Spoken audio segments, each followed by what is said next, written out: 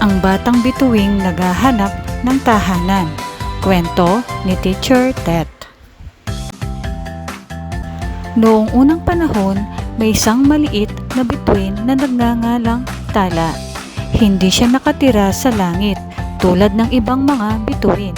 Sa halip, naninirahan siya sa isang harding puno ng bulaklak sa tabi ng ilog. Mabait si Tala at palakaibigan, ngunit madalas siyang malungkot. Tuwing gabi, nakikita niya ang ibang mga bata na kasama ang kanilang mga magulang. Napakaswerte nila! Bulong niya. May pamilya silang nagmamahal at nag-aaruga sa kanila. Isang araw, may dumating na mahiwagang ibong tinatawag na agila. Napansin nito ang kalungkutan ni Tala. Bakit ka malungkot? Tanong ng agila. Wala po kasi akong pamilyang makakasama. Sagot ni Tala. Ngumiti ang agila at sinabi, Alam mo ba na bawat bata ay may karapatang mahalin, arugain at protektahan? Nagulat si Tala. Hindi niya alam iyon. Talaga po? Tanong niya.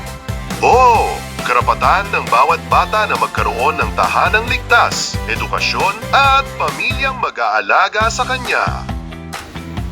Mula noon, nagsimulang maniwala si Tala na mahalaga siya. Isang gabi, may mag-asawang hardinero na nakakita sa kanya. Napansin nila ang kanyang kabutihan at sipag sa pagtulong sa mga hayop at halaman. Inanyayahan nila si Tala na tumira sa kanilang tahanan.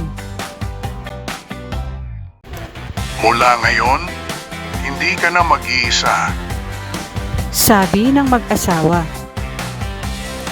Aarugain ka namin at mamahalin tulad ng aming sariling anak. Labis ang saya ni Tala. Sa wakas, natagpuan niya ang isang pamilyang magmamahal at mag-aaruga sa kanya. Lumaki siyang mabuti, masaya at matulungin. Natutunan niya na ang bawat bata ay mahalaga at nararapat nakatanggap ng pagmamahal at pag-aaruga. Tandaan mga bata, ang bawat bata ay may karapatang mahalin, alagaan, protektahan at magkaroon ng pamilyang mag-aaruga sa kanya. Kapag nararamdaman ng isang bata ang pagmamahal at suporta ng pamilya, mas lumalaki siyang masaya, ligtas at handang harapin ang buhay. Narito ang ilang mga gawain para sa inyong kwentong napanood. Tulungan natin si Tala.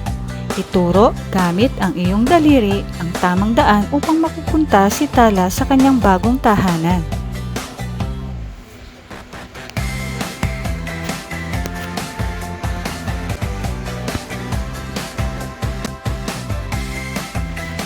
Gumuhit ng linya gamit ang iyong daliri mula sa salita patungo sa tamang larawan.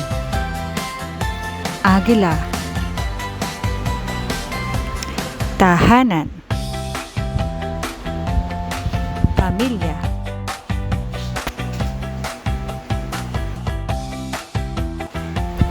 Hanapin at ituro ang 5 nakatagong bituin sa hardin.